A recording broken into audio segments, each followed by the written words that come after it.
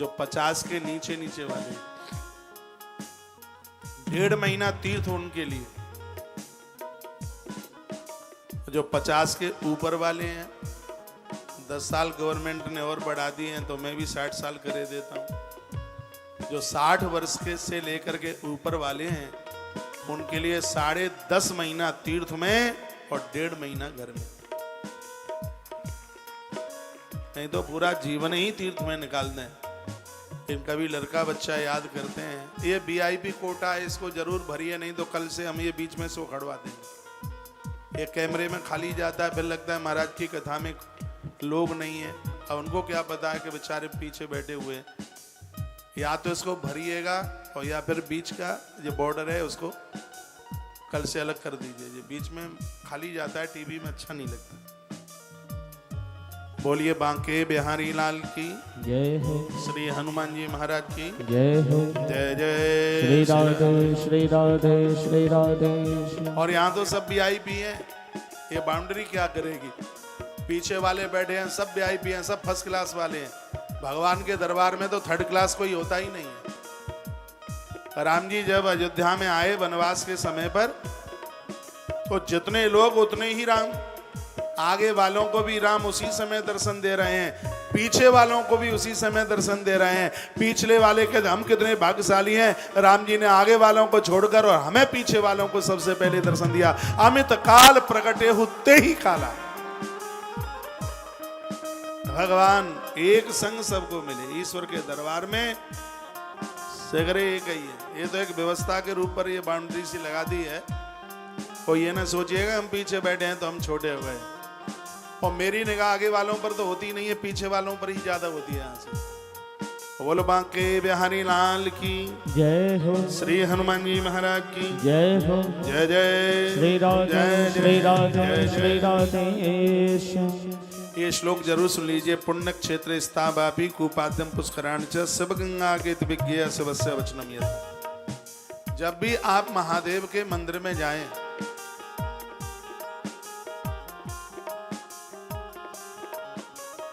एक लोटा जल मंदिर के आसपास से नल में से एक लोटा जल भर के, एक लोटा अपने घर का लेके जाएं और एक लोटा वहां का चढ़ाएं। 2 लोटा जल शिव के ऊपर चढ़ा दें, वहां का जरूर चढ़ाएं, क्योंकि लिखा है शिव प्रक्षेत्र का जो पानी है शिव गंगेत विज्ञेय शिवस्य वचनम यत् था। कि भगवान शंकर के शब्द हैं कि मेरे आसपास का जो जल है वो साक्षात शिव गंगा के रूप में है।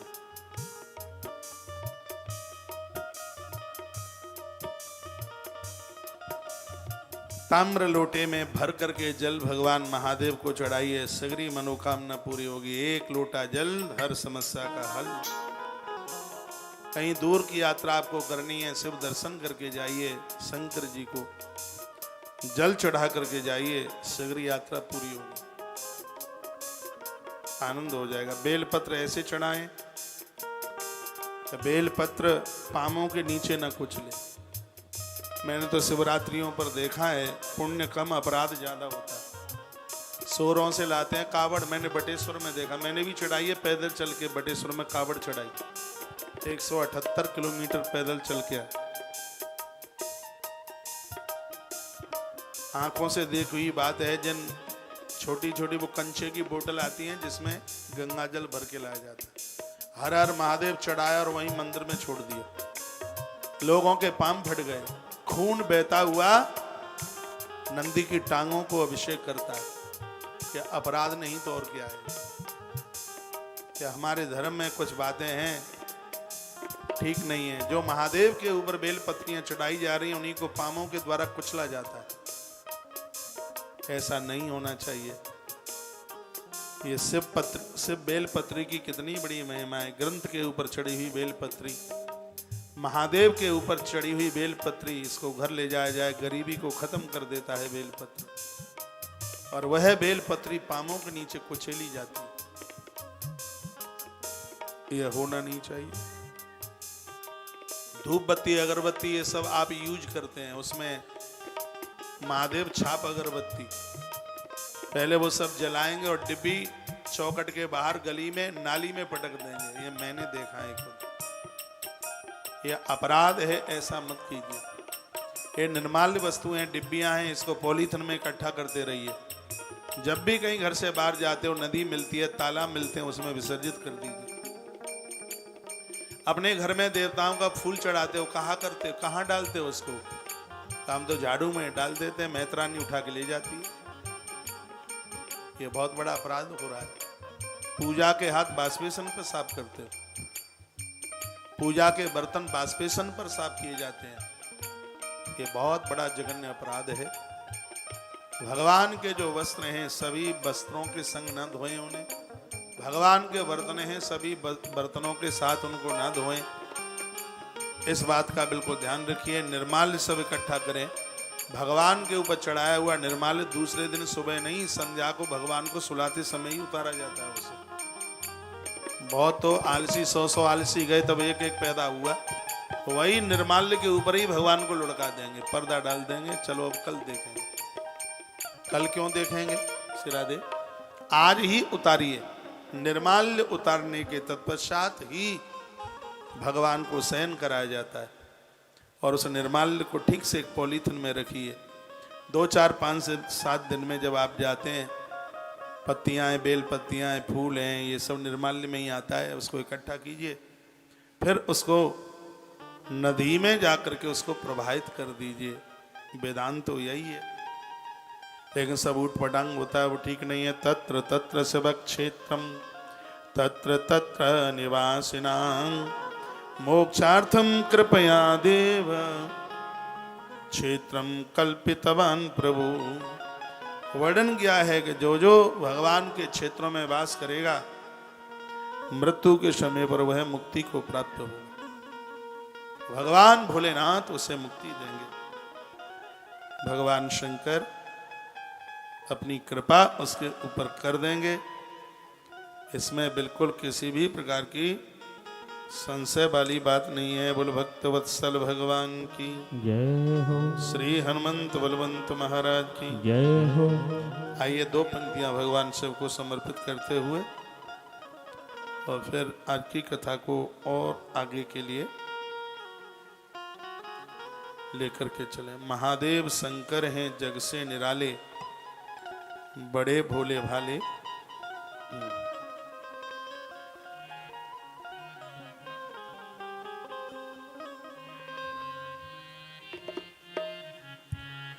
शिव नाम से है जगत में उजाला, शिव भक्तों के है मन में शिवाला। बहुत प्यारी पंक्तियां ये गुनगुनाते हैं और आगे के लिए बढ़ते हैं। स्वर दो मुझे। ये कहाँ है? ये स्वर दो मुझे। शिव नाम से है जगत में उजाला,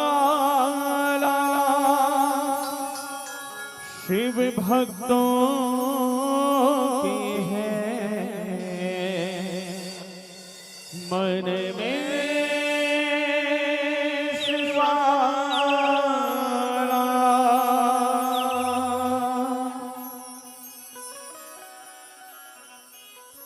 हे शंभो बाबा मेरे भोलेनाथ, तीनों लोक में तो ही तुम।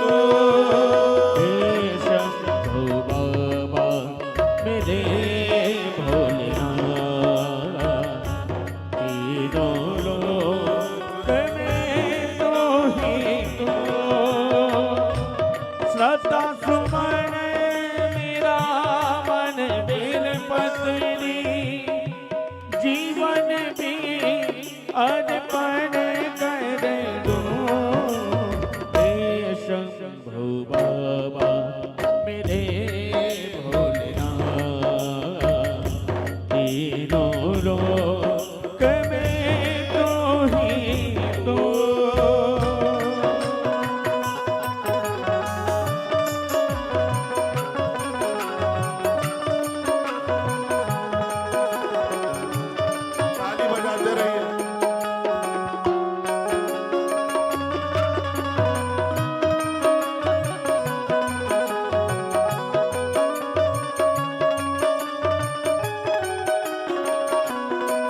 जग का स्वामी है तो, अंतर्यामी है तो, मेरे जीवन की अनेक कहानी है तो।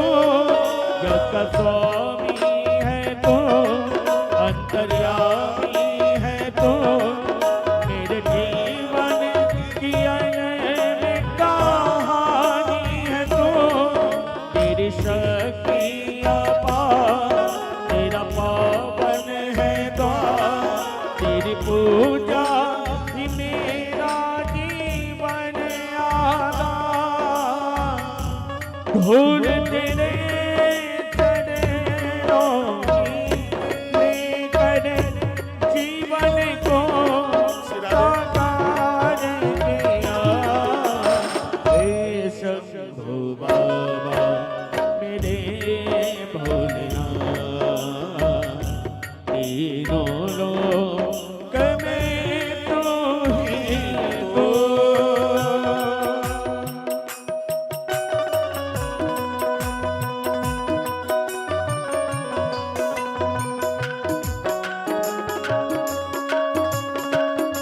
राधे।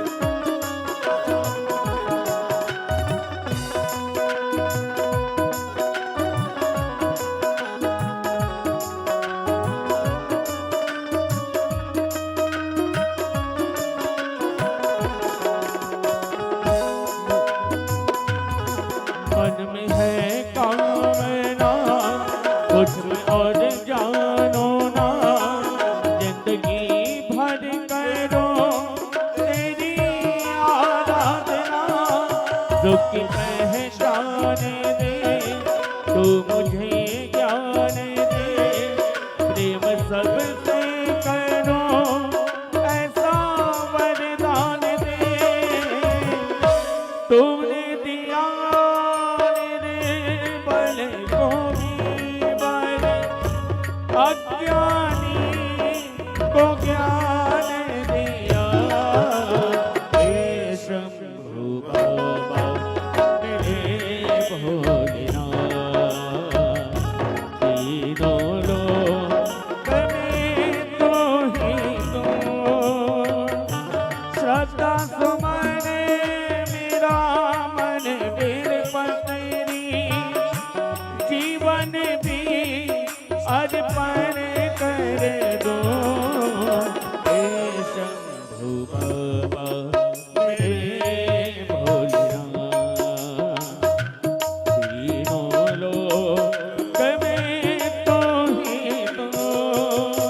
हे शंभु बाबा मेरे भोलेनाथ, तीनों लोक में तू ही तो। श्रद्धा सुमन मेरा मन बिरपत्री, जीवन भी अर्पण कर दो। हे शंभु बाबा मेरे भोलेनाथ, तीनों लोक में तू ही तो। हे शंभु बाबा मेरे भोलेनाथ, तीनों लोक में तू ही तो। भोलेनाथ,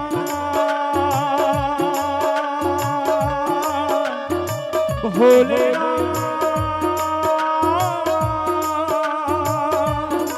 भोलेनाथ,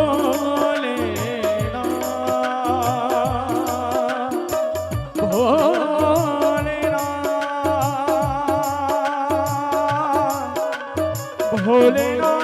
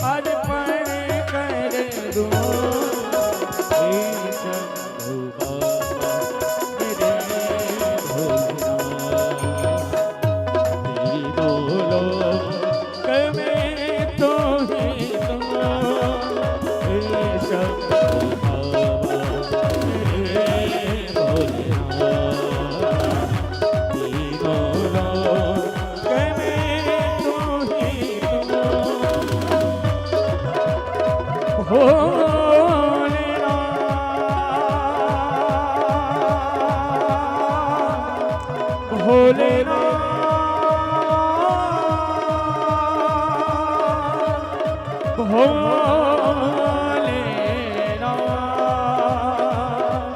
हे राम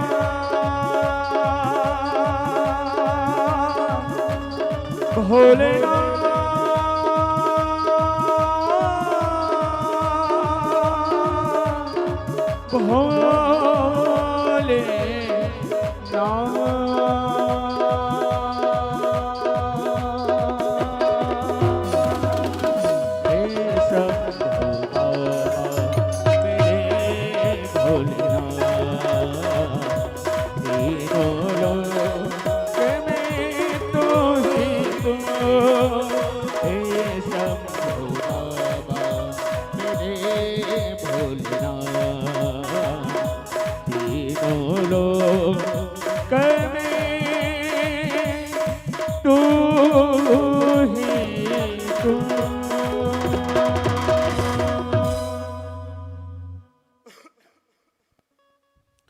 बोलिए शंकर भगवान की जय श्री हनुमंत बलवंत महाराज की जय हो। शिव महापुराण के माध्यम से आप तीर्थ क्षेत्र की महिमा सुन रहे हैं। वर्णने तीर्थे क्षेत्रे सदा कार्यम स्नान दानम जपादिकम। तीर्थ में पहुंचकर 5-4 काम है वो जरूर कीजिए। तीर्थ में आप जाते हैं तो तीर्थ के जल से स्नान कीजिए, भले ही घर से नहा के गए। माताओं को हटा क्यों रहे हो? बैठे रहने दो, अभी तो पंडाल में जगह है, बैठे रहिए।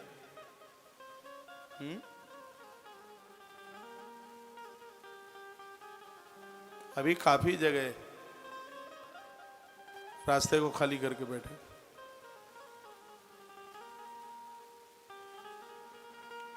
आपका ध्यान इधर हो।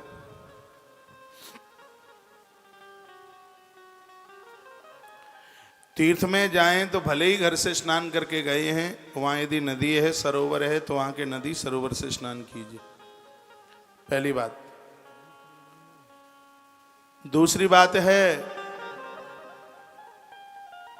दान कीजिए। सदा कार्यम स्नानम दानम जपादिकम। माला अपनी लेकर के जाइए और वहां जप कीजिए। यदि कथा सुनिए, महापुरुषों के दर्शन कीजिए, मंदिरों में दर्शन कीजिए। यदि ऐसा नहीं किया तो अन्यथा रोग दारिद्रम मूकत्पा दापनियान रह। तीर्थ में अपराध करने वाले लोग रोगी हो जाते हैं, दर्द हो जाते हैं, गूंगे और बहरे बनकर के धरती पर जन्म लेते हैं। तीर्थ में पहुंचने से जीव का कल्याण होता है, पुण्य अक्षय हो जाता है। यदि तीर्थ में रह करके गलतियां की गई तो पाप भी वज्र की तरह हो जाते हैं, काटने से कटते नहीं। दुनिया का किया गया पाप तीर्थ में नष्ट हो जाता है और तीर्थ में किया गया पाप वज्र हो जाता है, वो कहीं भी नष्ट नहीं होता।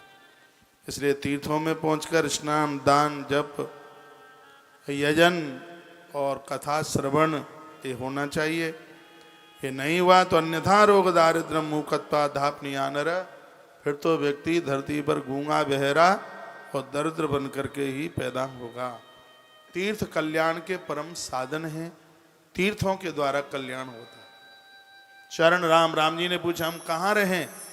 तो महर्षि वाल्मीकि जी ने कहा था चरण राम तीर्थ चल जाई, राम बसहु तिनके मन माई।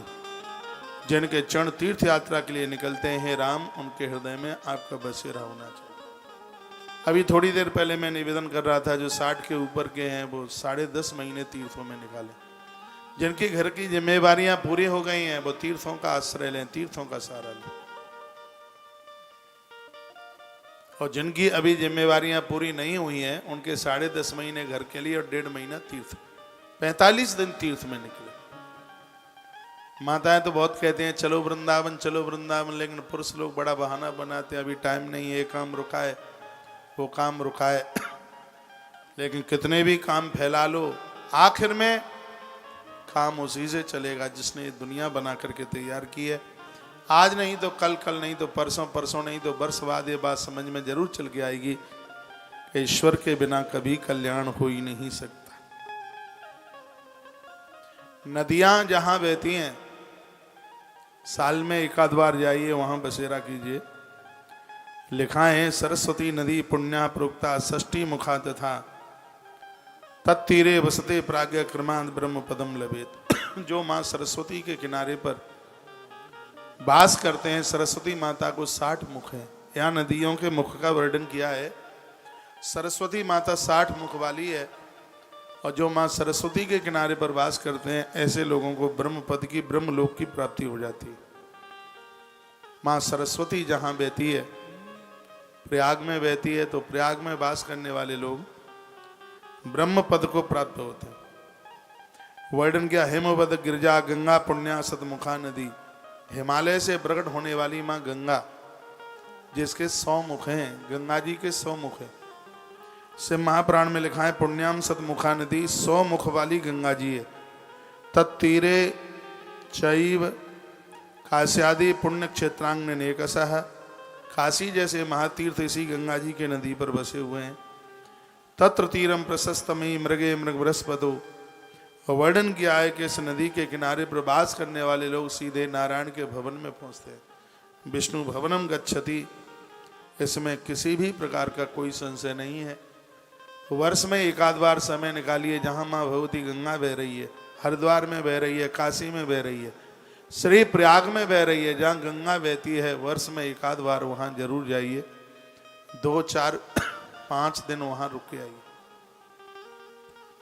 ये नदियां कल्याण कर देंगी। नदियों को दूषित होने से बचाइए। कभी आप तीर्थों में जाते हैं, नाभि के नीचे का जो वस्त्र है वो नदियों में मत धोइए, उसको आप अपने थैले में पॉलीथिन में डाल के लाइए। जहाँ रुके हो उसको वहाँ साफ कीजिए। नाभि के नीचे का वस्त्र, चाहे स्त्री हो चाहे पुरुष, नदियों में न धोएं, नदियों में थूकें नहीं, उसमें किसी भी प्रकार की गंदगी न फैलाएं। ऐसा शिव महापुराण में भगवान महादेव का आदेश है। शंकर की बात मान लें तो ठीक ही रहेंगे। तो माँ गंगा के अद्भुत प्रभाव का वर्णन किया। उसके तत्पश्चात कहा एक नदी ऐसी है जिसके 24 मुख हैं और बड़ी अद्भुत नदी है। 24 मुख वाली नदी कौन सी है? चतुर्विंश मुखा पुण्या नर्मदा च महानदी। मां नर्मदा रेवा मैया 24 मुख हैं। तस्याम स्नान वासेन पदम वैष्णव आपनियात। जो माता नर्मदा में स्नान करता है, बंदन पूजन करता है, वह विष्णु लोक को ही जाके पहुंचता है। इसमें कोई संशय वाली बात नहीं है। ऐसी नदियों में माँ रेवा है, माँ नर्मदा है, जिसकी परिक्रमा लगती है 3 वर्ष 13 महीने 3 दिन में एक परिक्रमा पूरी होती है। पैदल चलते नदियों में सिर्फ एक ऐसी नर्मदा नदी है जो अमरकंटक से निकली है, जहां देवता भी जिसकी परिक्रमा करते हैं। कभी मौका सौभाग्य मिले इस नदी का दर्शन करना। ओंकारेश्वर भगवान माता नर्मदा के ही किनारे पर है। इंदौर से जब आप जाएंगे, मां नर्मदा का दर्शन, और वहां भगवान ओंकारेश्वर ममलेश्वर बैठे हुए हैं। 24 मुख वाली मां नर्मदा है। तस्याम स्नान निर्वासेन पदम वैष्णव आपने। इसमें कोई संशय वाली बात नहीं है। मां नर्मदा में स्नान करने वाले, दर्शन करने वाले, परिक्रमा करने वाले माता जी की परिक्रमा जो करते हैं वो साक्षात विष्णु लोक को ही प्राप्त होते हैं। उनकी कभी दुर्गति नहीं होती। तत्पश्चात 12 मुख वाली एक नदी है जिसका नाम है तमसा द्वादश मुखा। इसके 12 मुख हैं। मां तमसा, इसकी भी बड़ी महिमा है। देवा 10 मुखा नदी एक और है, देवा नदी, जो जम्बू के पास बह रही है। अभी हम जम्बू में कथा कर रहे थे और एक दिन माता देवा नदी के किनारे पर पहुंचना हुआ, जहां भगवान उमापति बैठे हुए हैं, भगवान महादेव, भगवान शंकर बैठे हैं। कभी वैष्णो माता के दर्शन करने को आप जाएं तो जम्बू में माता देवा नदी के जरूर दर्शन करके आइएगा। श्री शिव महापुराण में इसकी महिमा का वर्णन किया गया है। देवा नदी 10 मुख वाली नदी है और जो भी कोई इसका वंदन करते हैं, प्रणाम करते हैं, भगवान शंकर उन लोगों को अपने हृदय में स्थान दे देते हैं। देवा नदी की इतनी बड़ी महिमा है। उसके बाद में 21 मुख वाली एक नदी और है जिसका नाम है माता गोदावरी, जिसके 21 मुँह लिखा है गोदावरी महापुण्या ब्रह्म गोवदनासिनी एकविंश मुखा प्रोक्ता रुद्रलोका प्रदायिनी। 21 मुख वाली नदी है और इसका नाम है माता गोदावरी। ये नासिक में बह रही है। बड़ी अद्भुत है। ब्रह्म हत्या और गौ हत्या जैसे महापातक किसी को लग जाए माता गोदावरी में डुबकी लगा करके उस अपराध से जीव मुक्त हो जाता है।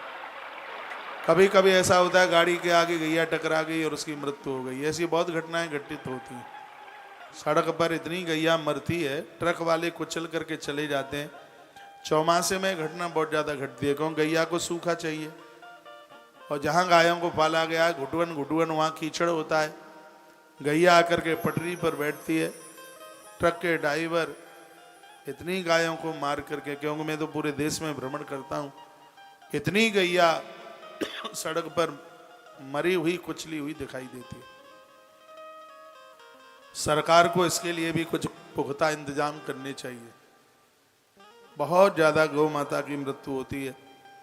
कभी अनजान में ऐसा अपराध हो जाता है तो उसके लिए 21 मुख वाली माता गोदावरी, गोदावरी महापुण्याम ब्रह्म गौवध नाशिनी, गौ हत्या जैसे महापातकों को माँ गोदावरी दूर कर देती है। यहाँ भगवान त्र्यंबकनाथ त्र्यंबकेश्वर भगवान बैठे हुए हैं। अभी हमने सावन के समापन पर यहाँ राम कथा गाई है। बहुत आनंददायक स्थान है नासिक, माता गोदावरी। बोलिए गोदावरी मैया की जय हो। कृष्ण वेणी पुण्य नदी सर्व पाप क्षवाह, साष्टादश मुखा प्रोक्ता विष्णुलोक प्रदायिनी, तुंगभद्रा दशमुखा ब्रह्मलोक प्रदायिनी। एक तुंगभद्रा नाम की नदी है, इसको भी 10 मुंह है और सुवर्ण मुखरी सोने का इसका मुख है और यह भी जीव के कल्याण में लगी हुई है। सरस्वती च पंपा च कन्या श्वेत नदी। सुबह जितने भी भारतवर्ष में बहने वाली नदी हैं वह सब जीव का कल्याण कर रही हैं। सप्तविंश मुखा प्रोक्ता सर्वाभिष्ट प्रदायिनी, तत्तीरा स्वर्गदाय ब्रह्म विष्णु पदप्रदा। माँ तो यमुना के किनारे पर भी लोग जाकर के वास करते हैं। माँ यमुना यमराज के मुख से जाने के लिए जीव को बचा देती है। ऐसी है कल्याणकारी नदियां। बड़ी सुंदर बात कही है, जिसके अंदर पाप का अंश है उसके पाप बढ़ते हैं, जिसके अंदर पुण्य का अंश है उसके पुण्य बढ़ते हैं। उनके पुण्यों को कोई घटा नहीं सकता। तो हम ऐसा जीवन जिएं जिससे हमारा पुण्य बढ़ता जाए, पाप समाप्त होते रहें। 3-4 बातों के ऊपर बड़ा जोर दिया सूत सौनक ऋषियों को सुना रहे हैं। भगवान व्यास की कलम लिखती है, इस लोक में भोग और ऊपर के लोक में मोक्ष, इन चीजों से प्राप्त हो जाएगा। इन चीजों को जीवन में स्वीकार कर लीजिए। क्या क्या? देवानाम पूजया चैव ब्राह्मणा नाम च दानतः। देवताओं की पूजा करें, ब्राह्मणों को दान दें। तपो दिक्काच कालेन, समय समय पर उपवास व्रत करते रहें। तस्मात् पापम कर्तशैव वस्तव्यम सुखमक्षता। ये 3 काम करते रहोगे तो पाप जलते रहेंगे, पुण्यों की वृद्धि होती रहेगी। एक बार फिर बोलूं, देवानाम पूजया चैव। यदि आपके घर में शिव महापुराण है तो उसमें आप पढ़ सकते हैं विद्येश्वरी संहिता अध्याय 12 और श्लोक नंबर 43। इसमें 3 बातों को बड़ा जोर दिया। क्या क्या है? देवानाम पूजया चैव, देवताओं का नित्य पूजन करें। जिनके घर में मंदिर भगवान का नहीं है वो घर नहीं, वो मरघट है, शमशान घाट है। अपने घर में बढ़िया सा आले में मंदिर सजाइए, उसमें देवी देवताओं को बिठाइए, गौ माता के कच्चे दूध से उनको स्नान कराइए। गैया नहीं है तो भैंस का दूध ले लें, लेकिन जर्सी वर्सी का मत लेना, वो तो दूध है ही नहीं, वो तो जहर है। गौ माता के कच्चे दूध से भगवान को स्नान कराओगे, वंश वृद्धि बढ़ेगी। दूध से, पंचामृत से भगवान को नित्य स्नान कराइए। सालराम पर तुलसी, नर्मदेश्वर महादेव के ऊपर बेलपत्र चढ़ाइए, फूल पत्तियां चढ़ाइए। देवानाम पूजया, देवताओं की पूजा हर घर में रोज होनी चाहिए। एक भी घर वंचित ना रहे। 4 वर्णों में से किसी भी वर्ण का घर क्यों ना हो, देव पूजन घर में नित्य होना चाहिए। आप जितने भी मुझे सुन पा रहे हैं, पंडाल परिसर में बैठे हैं, आप विचार करें, क्या आपके घर में रोज ठाकुर जी को नहलाया जाता है? बहुत लोगों के घरों में सिर्फ तस्वीरें रखी हैं, उन्हें नहलाने धुलाने से कोई मतलब ही नहीं होता, बस खड़े खड़े मत्था हल्का सा ऐसे। घर में दैव पूजन, देव पूजन नित्य होना चाहिए। भगवान को रोज नहलाएं। सब बातें बताई गई है। बाल्टी में जो जल है वो छान कर, कपड़े में छान करके उसको भरे। ताजी पानी ले, और कपड़े में उसको छाने, थोड़ा सा कपूर का टुकड़ा डालते हैं, जिससे जल का दोष समाप्त हो जाता है। वो जल के द्वारा पंचामृत के साथ भगवान को स्नान कराइए। देवानाम पूजया चैव ब्राह्मणानाम च दानतः, ब्राह्मणों को दान देने की बात कही है। जब भी समय जैसे ही मौका मिले उनको देते रहिए। और तपोदकांच कालीन, समय समय पर जैसे तिथियां आती हैं तो उपवास करते रहिए। मंगल कीजिए, सोमवार कीजिए, एकादशी कीजिए, चौदस कीजिए, अष्टमी कीजिए, और जो आपको बढ़िया लगता है सो कीजिए, लेकिन व्रत कीजिए जरूर। आपके भाग्य की जो रोटियां बचती हैं वह अनाथ लोगों के लिए निकाल दीजिए। व्रत किया ही इसलिए जाता है कि आपके भाग का बचा हुआ अन्न दीन दुखियारे और गरीबों के काम आ जाए। व्रत करने से वृत्तियों में तो सुधार होता ही है, आयु बढ़ती है। पहले महात्माओं की उम्र 1 लाख वर्ष, लोगों की उम्र 1 लाख वर्ष होती थी। राम जी के विवाह पर महाराज दशरथ की उम्र 66,000 वर्ष की थी। वाल्मीकि रामायण में वर्णन है, महाराज दशरथ की आयु 66,000 वर्ष। महात्मा वशिष्ठ ने वाल्मीकि रामायण में पहले के समय पर गुरु लोग पूरा बताते थे दोनों तरफ का। एक तरफ के पंडित जी लड़की वाले की तरफ से और एक तरफ के पंडित जी लड़के वाले की तरफ से, वो सब बताते थे। तो गुरुदेव वशिष्ठ ने मिथिला के नरेश को महाराज की आयु बताई और कहा इस समय सम्राट दशरथ 66,000 वर्ष के हो चुके हैं। उस समय इतनी उम्र इतनी आयु होती थी क्योंकि लोग अन्न कम फल ज्यादा खाते थे।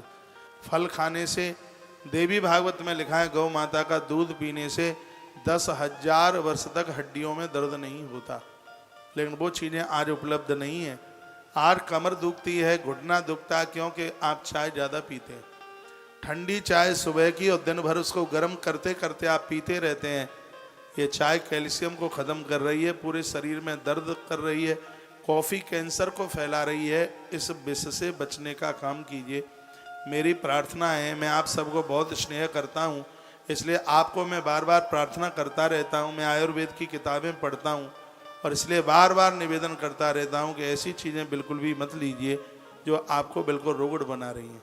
रोजाना एक फल खाओ, भले ही गरीब हो तो भी खाओ। आप कहोगे पैसा कहाँ से आएगा? बीमार हो जाते हो तो डॉक्टर के लिए पैसा कहाँ से आ जाता है? लड़ाई किसी के साथ हो जाती है तो वकील और पुलिस वालों के लिए पैसा कहाँ से आ जाता है? उस समय तो कहीं न कहीं से व्यवस्था कर लेते हो। आफत आई फिर तो काई को ऐसी आफत आवे उससे पहले ही एक फल। मैं नहीं कहता आप सेब खाएं, मैं तो कहूँगा आप खीरा खाइए। खीरा क्या है? जीवन का हीरा ही तो खीरा है। जल्दी बूढ़े नहीं होंगे। खीरा काला नमक डालकर उसको एक खीरा खाइए, वो तो कोई ज़्यादा आता नहीं है, 7, 8, 10 रुपया किलो आता है। खाइए, फल के नाम पर ककड़ी खाइए, अनाशपाती खाइए। अनाशपाती खाने से ये मसूड़े बड़े ताकतवर हो जाते हैं। अरे बड़ी महिमा है, विशेषता है, लेकिन यह लीजिए जरूर। बहुत लोगों को इतनी बादी होती है कि उनके ये फूले ही रहते हैं, छाले पड़ जाते हैं, कभी ये सूजन आ जाती है। तो एक उपाय मैं आपको बता रहा हूँ। केले में अंदर से बीच की 2 खांप कीजिए और उसमें इलायची रखिए। इलायची निकाल करके उसके दाने, काले दाने हैं, वो केले के अंदर उसको भर दें और धागे से केले को बंद कर दें और किसी बर्तन में रख करके उसको और ऐसे बंद कर दें कि भाप उसके अंदर ही बनी रहे। केला अंदर बना रहेगा भाप के द्वारा, और अंदर की जो उसके अंदर जो इलायची है, फिर उस इलायची को निकाल करके खाइए।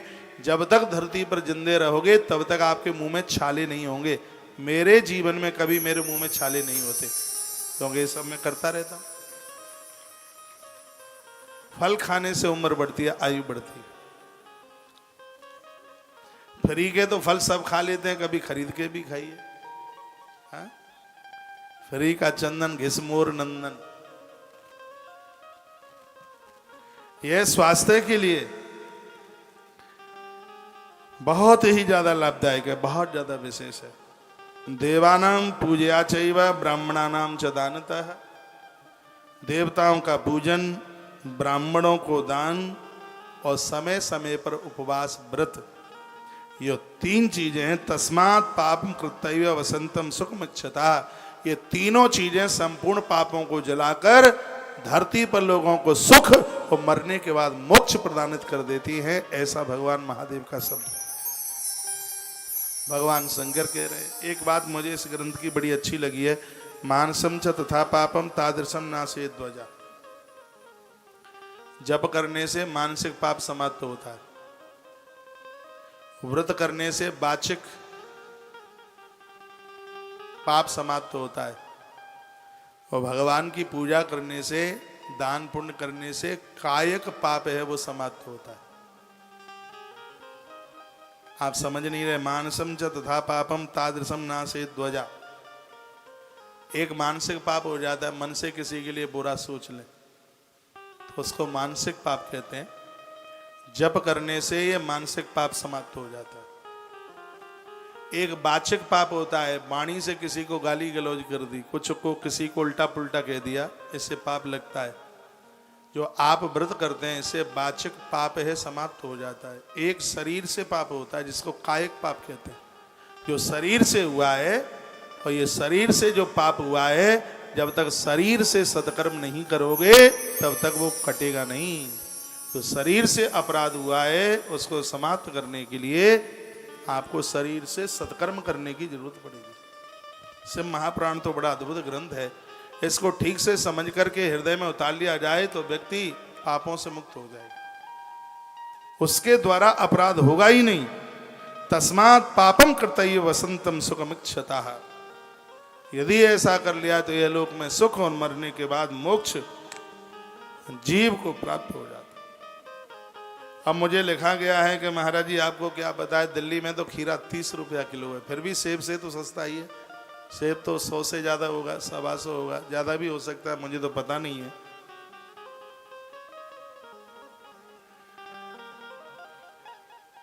अब मैं तो ज्यादा खाता नहीं हूं, क्यों, जजमानों का होता है सेब।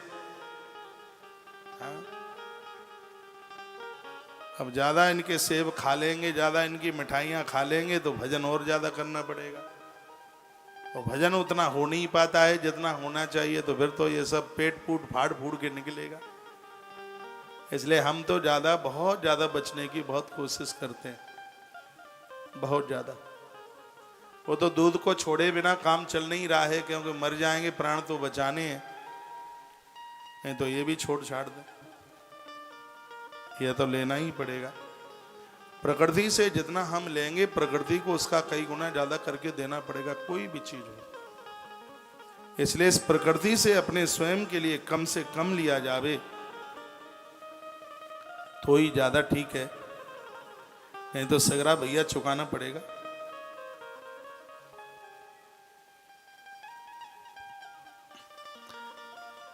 भैया श्रोताओं को भी दिखा दो एक आध बार, एक बंदा नहीं दिखता है, कोई टिकेगा यार। मेरे पास मैसेज आया तब बोला हूं। बोलिए बांके बिहारी लाल की जय हो, श्री हनुमान जी महाराज की जय हो, जय जय श्री राधे जय जय श्री राधे श्री राधे। तो इस प्रकार से ये 3 बातें जीवन में कभी भी मत भूलना। देवताओं का नित्य पूजन, ब्राह्मणों को दान, और समय समय पर उपवास व्रत। शिवरात्रि आवे, रामनवमी आवे, दुर्गाष्टमी आवे, बुधाष्टमी शायद अब के बार आ रही है, कल बुधाष्टमी हो सकती है, बुधाष्टमी ही होगी मुझे लग रहा है। अविवाहित कुंवारी कन्याएं बुधाष्टमी का व्रत करती हैं, उन्हें अच्छे घर और वर की प्राप्ति होती है। विवाह के तत्पश्चात यदि नारी बुधाष्टमी का व्रत करती है, उसका परिवार द्वितीया के चंद्रमा की तरह खिलता है। बुधवार को पड़ने वाली अष्टमी बहुत ज्यादा विशेष होती है, कल शायद बुधाष्टमी है। बोलो भक्त वत्सल भगवान की जय हो। तो तीर्थ महिमा का वर्णन स्वयं भगवान महादेव के मुख से ब्रह्मा और विष्णु को श्रोता बना करके बताया जा रहा है। सूत शौनक ऋषियों को सुना रहे हैं कथा। श्री प्रयाग में भी यह कथा आनंद ले रही है। सूत शौनकादिक ऋषि नैमिष में भी कथा का आनंद हो रहा है। और आइए मैनपुरी जिले में ये कथा हमारे और आपके बीच में चल रही है। भागवत जी की कथाएं बहुत आप सुनते रहते हैं। लेकिन एक शास्त्रीय परंपरा के अनुसार जो आप ये कथा सुन रहे हैं अद्भुत है। तत्पश्चात सदाचार का वर्णन किया, कैसे जगह कैसे सोएं, ये सब वर्णन है से महापुराण में। ऋषि ऋषियों ने कहा सदाचारम श्रावयासूये लोका जयेत बुधा धर्मा धर्मयान ब्रूहि स्वर्ग नारकनास्तदा।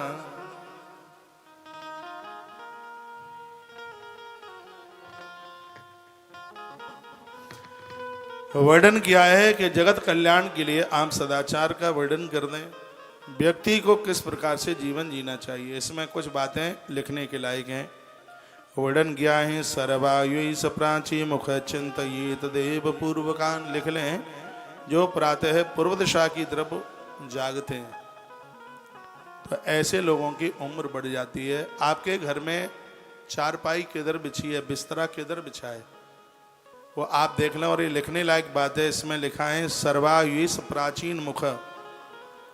प्रातः आप जब जगते हो और आपका मुख पूर्व तरफ की होता है, पूर्व की तरफ होता है, तो पूर्व की तरफ उठने से आयु बढ़ती है, उम्र बढ़ती है। तो सोते समय आपका मस्तिष्क हो पश्चिम में और आपकी टांगें हो पूरब में, इससे उम्र बढ़ेगी।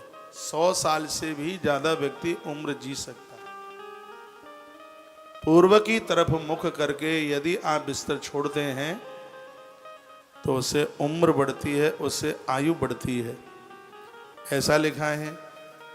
वर्णन किया धर्मानर्तांश तत्पश्चात लिखा आयुर्द्वेष मरणम पापम भाग्यम तथैव च व्याधि पुष्टि तथा शक्ति प्रातरुत्थाय दग फलम। प्रातः के उठने पर इतनी चीजें मिल जाती हैं। पूर्व में मुख करके जागोगे तो उम्र बढ़ेगी, और पूरब और दक्षिण के बीच में एक कोना है जिसको कहते हैं अग्नि कोण।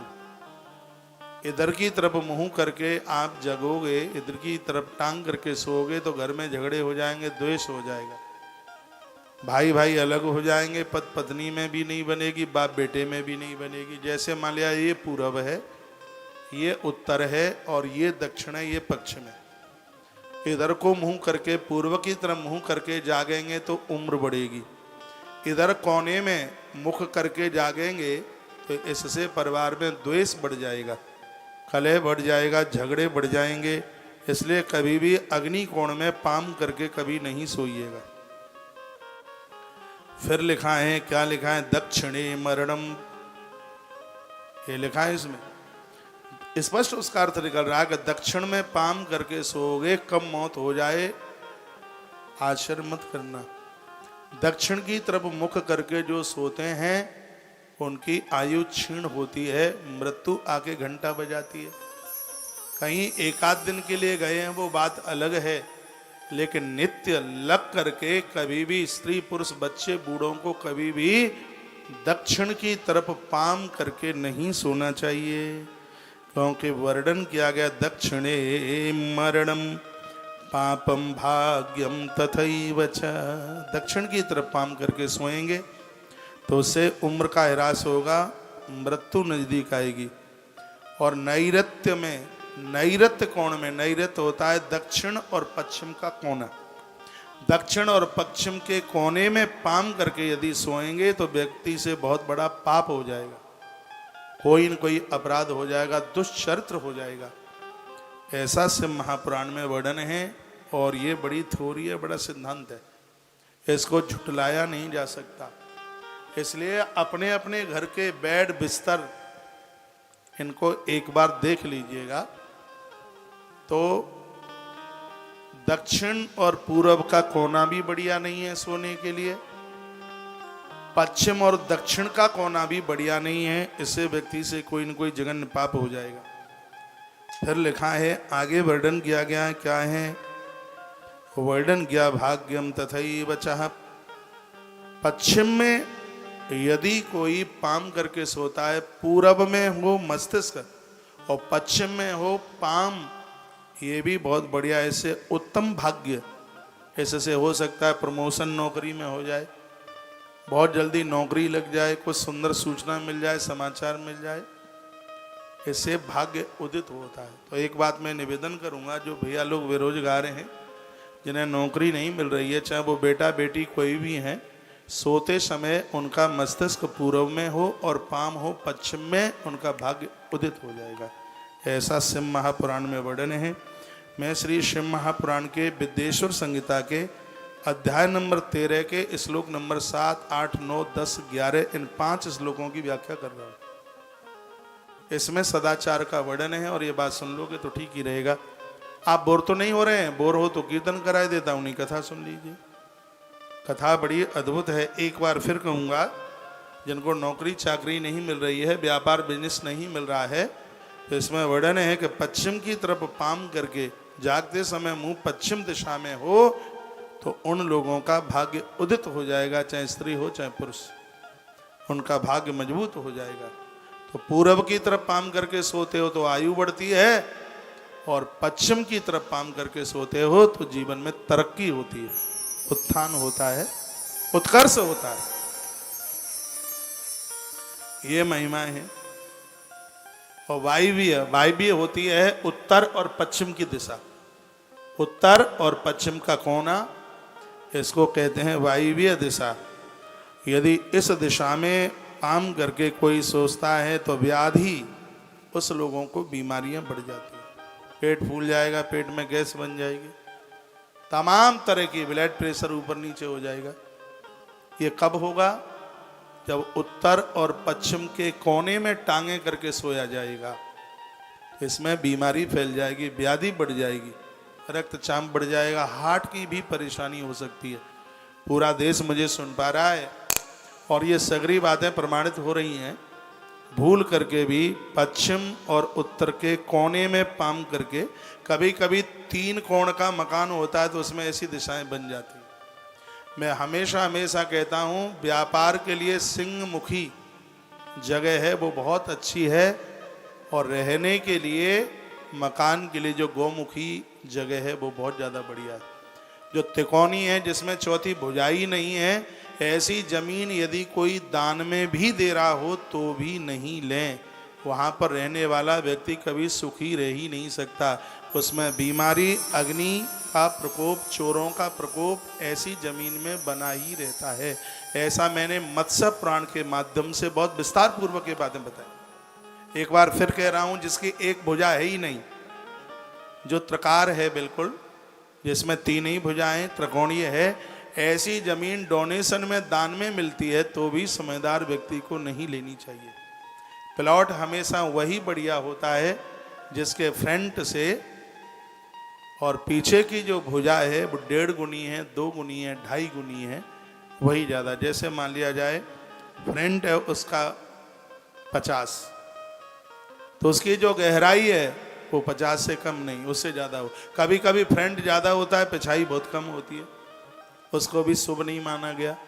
जो उसका प्रमुख द्वार है उससे पीछे की भुजा 1.5 गुनी, 2 गुनी, 2.5 गुनी ऐसी हो, ऐसी जमीन बहुत ज़्यादा बढ़िया होती है। गौमुखी हो, रहने के लिए स्वर्ग वैकुंठ जैसी वह जमीन होती है। व्यापार वाणिज्य के लिए जो सिंहमुखी जमीन है, किसी फैक्ट्री के लिए, व्यापार के लिए, दुकान के लिए, ऑफिस के लिए सिंहमुखी, और रहने के लिए गौमुखी बहुत ज़्यादा बढ़िया होती है। आइए मैं प्रसंग में लेकर के आपको आ रहा हूँ। इसमें वर्णन किया गया है, बताया गया है, व्याधि बीमारी हो जाएगी यदि वायव्य में, वायव्य कोण में पाम करके सोएंगे तो। उत्तर दिशा की तरफ पाम करके सोओगे, दक्षिण में हो मस्तिष्क और उत्तर में हो पाम, तो इससे पुष्टि, सिंगल फ्रेम के लोग होंगे वो भी मजबूत हो जाएंगे, शरीर हृष्ट पुष्ट होगा, सुंदर होगा, सुंदरता बढ़ती है, इससे चेहरे पर दमक आती है। बेटियों के लिए बहुत बढ़िया दिशा है ये, दक्षिण की तरफ अविवाहित कन्या है, इससे उनका सौंदर्य बढ़ता है, उनकी सुंदरता बढ़ती है। दक्षिण की तरफ हो मस्तिष्क और उत्तर की तरफ हो पाम, इस दिशा में सोया जाए तो शरीर हृष्ट पुष्ट होता है। पौष्टिकता बढ़ती है, सौंदर्य बढ़ता है। स्त्री पुरुष कोई भी हो, उसके लिए ये उत्तर की दिशा की तरफ पाम करना बड़ा शुभ है। और ईशान की तरफ यानी उत्तर और पूरब, इसके कोने को कहते हैं ईशान। लिखा है कि इधर पाम करने से शक्ति बढ़ती है, विद्युता आती है, विद्वानता आती है, शक्ति, शरीर में शक्ति आती है। फौजी लोग, मिलिट्री वाले लोग, राजा लोग, वैज्ञानिक लोग, जो विचारक लोग हैं, जो शरीर से भी शक्ति और माथे की भी जो शक्ति लगाते हैं, उनके लिए दिशा बहुत बढ़िया है। ईशान कोण की तरफ पाम करके सोएं। लिखा है व्याधि पुष्टि तथा शक्ति प्रातरुत्थाय दिक्फलम। ये दिशाएं, आठों दिशाएं अपना अपना फल देती है। एक बार फिर मैं जल्दी जल्दी रिपीट कर देता हूँ। पूरब में पाम करके सोओगे तो आयु बढ़ेगी, अग्नि कोण में पाम करके सोओगे तो परिवार से द्वेष हो जाएगा, दक्षिण में पाम करके सोओगे तो मौत भी हो सकती है, नैऋत्य में पाम करके सोओगे तो पाप लग जाएगा, पश्चिम में पाम करके सोओगे तो उत्तम भाग्य, और वायव्य कोण में पाम करके सोओगे तो रोग, उत्तर में पाम करके सोओगे तो पुष्टि, और ईशान कोण में पाम करके सोओगे तो शक्ति मिलेगी। ये आठों दिशाओं का इतना इतना बड़ा प्रभाव है अपने आप में। कुछ बातें और कई। निशांत्यायामेषा गेयामर्थम संधिरुच्यते तत्कालित समुत्थाय बिण्मुते विसृजेत् ध्वजः। वर्णन किया गया है कि भोर में 3 से 4:30 बजे जब आप बिस्तरा छोड़ते हैं, सूर्य उदित से ही पहले बिस्तर छोड़ें। जो भोर में इस समय में जाकर के सबसे पहले जो बाथरूम को जाते हैं, उनकी किडनी लीवर कभी गड़बड़ नहीं हो सकते, उन्हें ये बीमारियां नहीं फैल सकती। भोर में जागें तो सबसे पहले स्त्री पुरुष कोई भी हो, सबसे पहले बाथरूम जाए। बिन मूत्रे विसर्जित ध्वजा, बैठ करके बाथरूम। आज पढ़े लिखे जमाने में लोग साहब ऊट पटांग करने में लगे हैं। बाथरूम बैठ करके, पानी बैठ करके, जल बैठ करके पिया जाता है, लेकिन लोग तो जूता चप्पल पहन करके खड़े ही खड़े पानी पीते, सीधे फेफड़ों में जाता है। बाथरूम इत्यादि ये सब बैठ करके। बिनमूते विसृजेत् ध्वजा तत्काले तो समुत्थाय। जब प्रातः है, जल्दी भोर में आप जागे हैं तो सबसे पहले बाथरूम के लिए जाएं, कुल्ला करें, हाथ पांव धोएं, थोड़ी देर बैठें और उसके बाद क्या करें, ग्रहाद दूरम ततो गत्वा बाह्याता प्रावतस्तथा उदंग मुखा समाविश्य प्रतिबंधेन दिङ्मुखा। जहाँ तुम्हें कोई देखे नहीं, दूर जा करके मल विसर्जन के लिए जाइए। सिर ढका हुआ होना चाहिए, चाहे स्त्री हो चाहे पुरुष, सिर ढका हुआ होना चाहिए। जल अग्नि ब्राह्मणादीनाम देवानाम नाम मुख्यतः, मुख के सामने जलाशय नहीं हो, अग्नि का कोई हवन कुंड यज्ञशाला न हो, किसी ब्राह्मण का घर न हो, किसी देवता का देवालय न हो, ऐसा वर्णन इस ग्रंथ में किया गया है। वृक्ष के नीचे बैठ करके, जुते हुए खेत में, सड़क पर, चौराहे पर, मठ मंदिर में, गौशाला इत्यादि पवित्र इन जगहों पर, जल के अंदर, ऐसी पवित्र स्थानों पर जो भी कोई मलमूत्र का विसर्जन करता है, उन लोगों के पुण्य ऐसे क्षीण होते हैं जैसे माचिस की तीली दिखाने पर कपूर नष्ट होता है। वर्णन किया गया। अग्नि ब्राह्मण देवताओं के सम्मुख बैठकर मलमूत्र विसर्जन करना बहुत दोष है। सूर्य उदित होने से पहले मल विसर्जन के लिए गए हो तो मुख दक्षिण की तरफ होना चाहिए, और सूर्य उदित के बाद में मलमूत्र विसर्जन के लिए गए हैं तो मुख उत्तर की तरफ होना चाहिए, ऐसा से महापुराण में लिखा है। उद्युत्तेन जलैनैव शौचम कुर्या जलाद वही। उसके तत्पश्चात 7 बार कुल्ला करने की बात कही। हाथ में मिट्टी लगा करके हाथों को साफ किया जाए। जल देवान नमस्कृत्य, स्नान के बाद स्नान करें तो जल के देवता को वंदन प्रणाम करें, वरुण देवता को प्रणाम करें। मंत्र आता है तो मंत्र बोल करके नहाएं। जीवन के 2 काम ऐसे हैं जो एक जगह बोलना चाहिए और एक जगह चुप रहना चाहिए। जब स्नान कर रहे हो तब नदियों का नाम लीजिए, तीर्थों का नाम लीजिए, हनुमान चालीसा पढ़ लीजिए, कुछ नहीं आता तो। नहाते समय मौन मत रहिए, भगवान का नाम लीजिए। और खाते समय बिल्कुल मत बोलिए, उस समय मौन रहिए।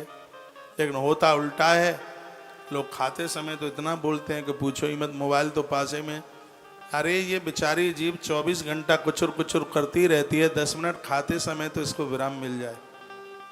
खाते समय मौन रहिए और नहाते समय भगवान के नाम का उच्चारण कीजिए, ऐसा इसमें वर्णन किया गया है। तत्पश्चात मलमुसृज्य चत्थाय न पश्येतव तन्मलम। वर्णन किया है, मल विसर्जन के बाद धोखे से भी मल को देखिए मत।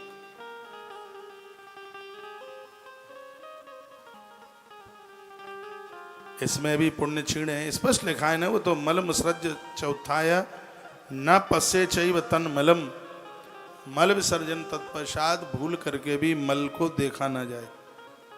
उद्वतेन जलई नैव शौचम कुर्या जलाद वही। नदियों के जल से कभी भी शौच शुद्धि ना करे, जल लेकर के जाए। आजकल तो वो बोतलें भर के लेके जाते हैं, इसमें भी धातु के पात्र का वर्णन किया। अथवा दे पितृषि तीर्थावतरणम बिना सप्तवा पंचवा तिस्रो। 3 बार 5 बार 7 बार मिट्टी लगाएं। वर्णन है, साबुन के द्वारा हाथ साफ हो सकते हैं लेकिन शुद्ध नहीं हो सकते। हाथों की शुद्धि तो मिट्टी के ही द्वारा होगी। वर्णन है, जल देवता को वंदन प्रणाम करें। धौत वस्त्रम समादाय पंचकंचेन धारयत। मैंने आज ही बोला है आपको कि पवित्र नदियों में वस्त्रों को न धोएं। नद्याद तीर्थ स्नान तुष्णान वस्त्रम न शोधयेत। बापी कूप ग्रहादो तुष्णान दूरोम न बुध।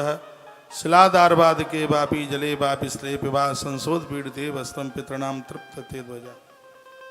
वर्णन क्या है, जब आप कपड़ा धोते हो और कपड़ा धोने के बाद जब वस्त्र को आप निचोड़ते हो, इसको वस्त्र उत्पीड़न कहते हैं। पुरखों को इससे बड़ी तृप्ति मिलती है। आप स्नान के बाद में जब पानी टपकता रहता है केसों से, इससे भी पुरखों को बड़ी तृप्ति होती है। लेकिन नहाने के बाद तौलिया इतनी जोर से रगड़ते हैं कि आधे से ज्यादा तो खोपड़ियां गंजी हो गई। थोड़ा रूखापन नहीं, केस गीले होने चाहिए, 1 आध घंटे तक गीले हों केस। बातें तो सब लिखी हैं, नहाने से पहले केसों में तेल लगाएं, उसके बाद में स्नान करें। जीवन में बाल 2 मुखी नहीं होंगे, टूट टाट करके नीचे नहीं गिरेंगे। आज तो बालों के साथ ऐसा लगता है 7 जन्म का कोई बैर लिया जा रहा। बाल भी एक सौंदर्य है, सुंदरता है बाल। केस सबरी माँ बहुत अच्छी लगती थी, बताते हैं ग्रंथों में। क्यों अच्छी लगती थी? इसलिए अच्छी लगती थी क्योंकि सबरी मैया की चोटी इतनी लंबी, जब चलती थी मैया तो धरती पर उसकी चोटी छू लेती थी। और माताओं की चोटियां लंबी चोटी, ये बड़े सौभाग्य और शुभता का प्रतीक है। उस माता सबरी की बात कर रहा हूं जो बेचारी पढ़ी लिखी नहीं थी, ना देव अर्चन जानती थी, ना देव पूजा जानती थी, ना ग्रंथों के मंत्र जानती थी। बस गुरुजी ने उससे जो कहा उसने वही अपने हृदय में धारण कर लिया। एक सेवा और एक भगवान की कथा। साधु महात्मा बोलते थे, पीछे जाकर पेड़ों के पीछे छिप के बैठ जाती थी सबरी और कथा सुनती थी और बस झाड़ू लगाती रहती थी पूरे दिन। बस इसी में राम उसके यहाँ आ गए, और कुछ नहीं था उसके पास। सेवा का प्रभाव, झाड़ू लगाया करो घरों में। सिर्फ झाड़ू लगाते लगाते सबरी माता ने राम को प्राप्त कर लिया। कुछ भी नहीं बेचारी से आता था, वो कुछ जानती ही नहीं थी, उसको कुछ पता ही नहीं था। उसको इस कार्य में उसे ABCD नहीं पता कुछ भी। जब महात्मा मतंग उसे मिले, कथा इस प्रकार से आती है सबरी की। सबर भील के घर में सबरी का जन्म हुआ, 11 वर्ष की उसकी उम्र थी। विवाह की तैयारियां की जा रही थी। सबरी अपनी सहेलियों के साथ में निकली तो एक कट घर में दुनिया भर के भेड़ और महिष भैंसे बंधे हुए थे।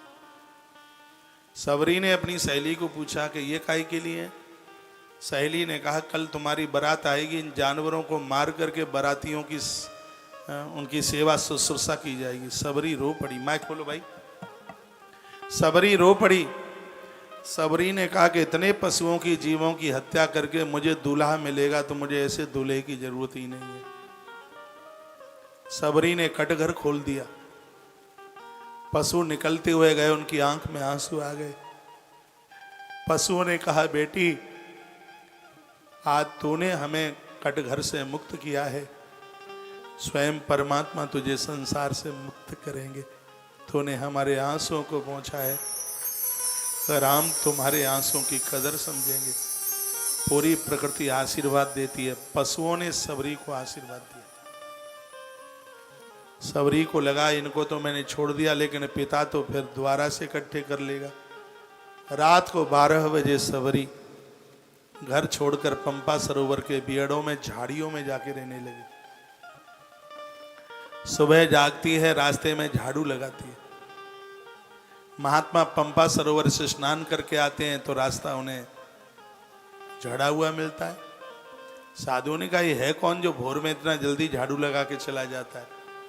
दूसरे दिन साधु कुछ जल्दी आए तो सबरी झाड़ू लगा रही थी, कहीं शरीर का स्पर्श हो गया। तो वो बड़े कुपित हो गए सबरी के पास, सबरी के ऊपर। सबरी ने कहा, गुरुजी मेरी कोई गलती नहीं है, मैं झाड़ू लगा रही थी और आप ही ने तो मुझे छू लिया। साधु इतने कुपित हुए, कहा हमें तूने अछूत कर दिया। सरोवर में द्वारा नहाने को गए, जिस सरोवर में निर्मल नीर बहता था वह सरोवर खून के मारे भर गया, क्योंकि साधुओं ने सबरी का अपमान कर दिया, इसलिए उसमें नहाने के लिए पानी नहीं मिला उन महात्माओं। इतने में सामने से एक ऋषि आ रहे थे जिनका नाम था मतंग। सबरी बैठी बैठी रो रही थी।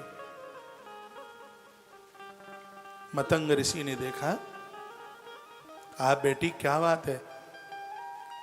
सबरी ने कहा, गुरुदेव अपराध हो गया है, साधुओं की देह से स्पर्श हो गया, वो कुपित हो गए, नहाने के लिए गए।